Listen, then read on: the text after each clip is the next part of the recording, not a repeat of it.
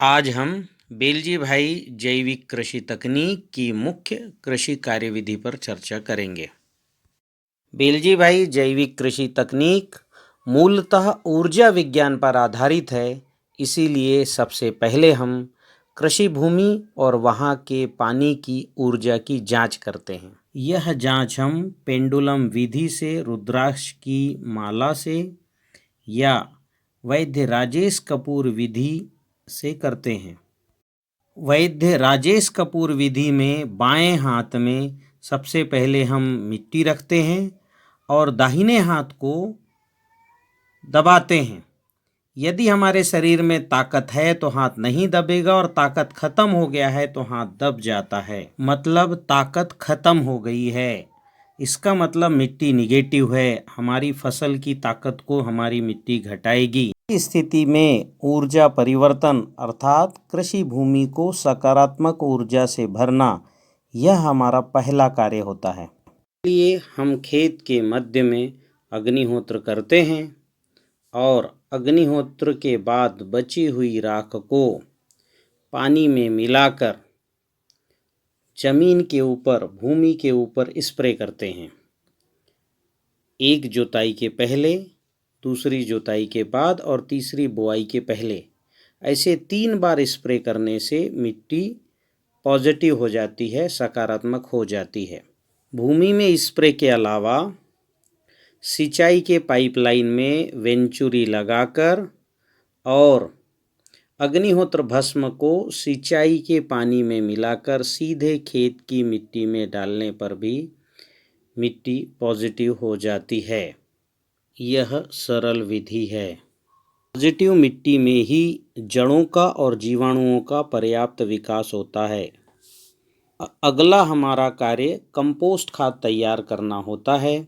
इसके लिए किसी समतल स्थान पर छांव में गोबर को बिछाकर, जीवाणु घोल को डालकर और उसे ढककर हम 2 महीने में कंपोस्ट खाद तैयार करते हैं।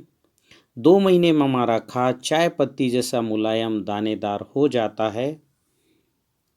कंपोस्ट खाद में जीवाणु घोल डालने से खाद में सोंधी महक आनी शुरू हो जाती है। अगला कार्य हम फसलों में सूर्य किरणों की पूर्ति और खनिज तत्वों की पूर्ति के लिए नीले, पीले, हरे रंग के बोतल में गौमूत्र भरकर धूप में 3 महीने के लिए रखते हैं। कृषि भूमि में जीवाणुओं की संख्या बढ़ाने और फसलों में पोटाश की पूर्ति करने के लिए हम बिल्व रसायन और जैव रसायन भी बनाते हैं। इसे हम 10 लीटर प्रति एकड़ हर सिंचाई में जमीन पर देते हैं और 1 ml प्रति लीटर की दर से फसलों पर स्प्रे करते हैं। जैव रसायन मुख्यतः हम खट्टा, मीठा और कड़वा 3 तरह के फलों से बनाते हैं। इन फलों को छोटे छोटे टुकड़े करके और इन्हें किसी जार या डिब्बे में बंद करके इसमें गुड़ मिलाकर 3 महीने के लिए रख देते हैं।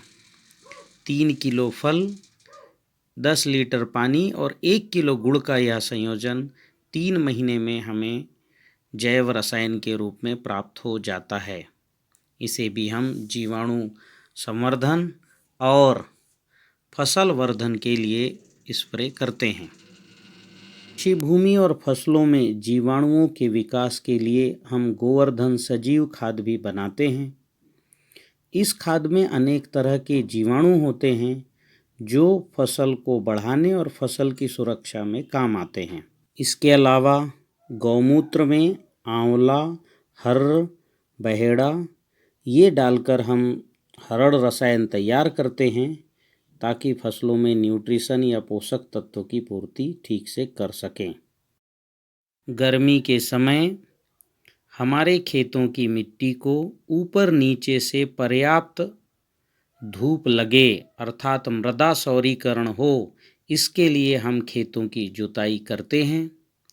खेतों की जुताई हम हल बैल के अलावा ज़रूरत पड़ने पर ट्रैक्टर से भी करते हैं। कृषि भूमि में नाइट्रोजन और कार्बन की मात्रा को बढ़ाने के लिए हम हरी खाद लगाते हैं।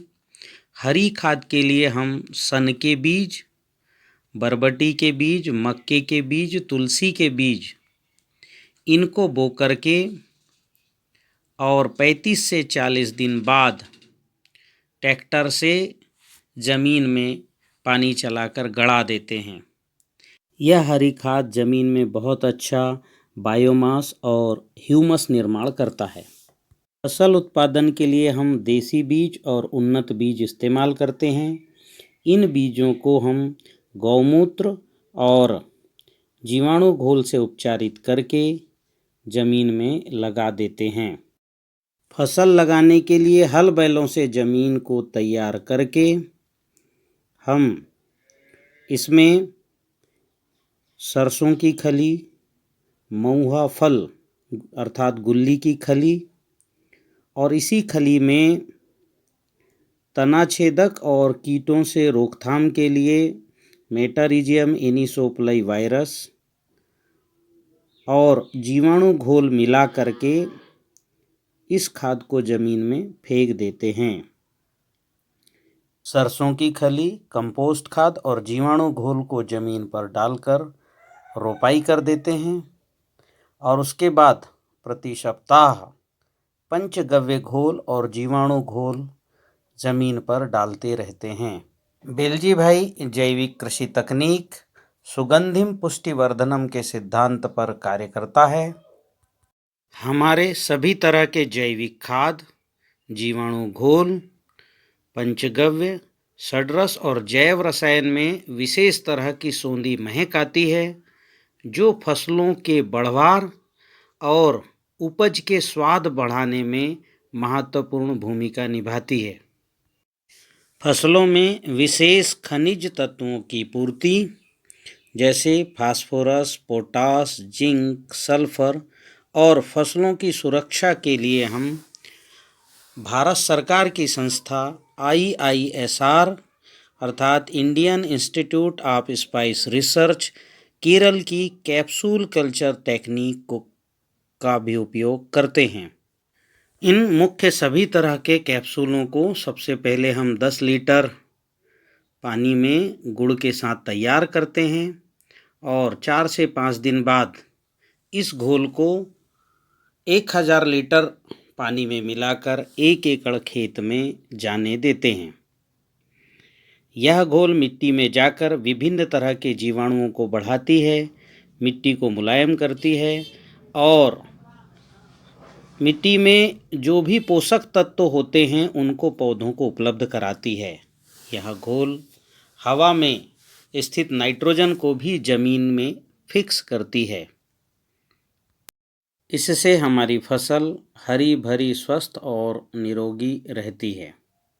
इस जीवाणु घोल को व्यापक स्तर पर बनाने के लिए हम अपने खेतों के आसपास ही 1000 लीटर का टैंक का गड्ढा खोदकर इसमें जीवाणु तैयार करके सीधे खेतों में वेंचुरी के माध्यम से या बहते हुए पानी के माध्यम से देते हैं।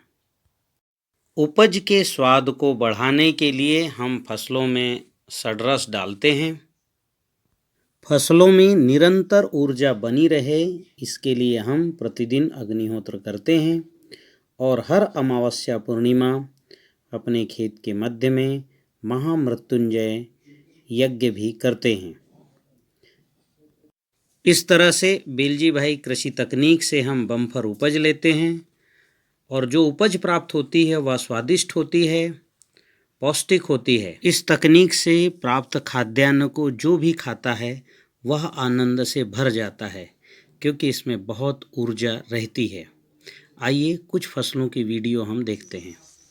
हर पौधे में 50 से लेकर के 70, 80 और 85 तक कंसे हैं। बाली की लंबाई लगभग 1 फुट के आसपास है और इसमें 450 से 500 दाने तक हैं। विष्णुभोग धान की पक्षु की फसल की बालियां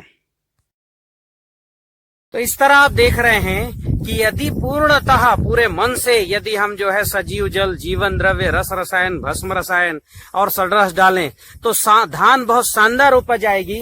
इतनी अच्छी खेती रासायनिक खेती करने वालों की भी नहीं आएंगी। बाली में देखिए इसमें वजन है और वजन के साथ साथ इसके जो दाने हैं वो पुष्ट दाने हैं, तो स्वाभाविक है ये खाने में बेहद स्वादिष्ट होगा। और हम चाहते हैं कि इस टेक्निक को देश भर के पूरे किसान अपनाएं और बहुत अच्छी, स्वस्थ और बम्पर उत्पादन प्राप्त करें। बहुत बहुत धन्यवाद।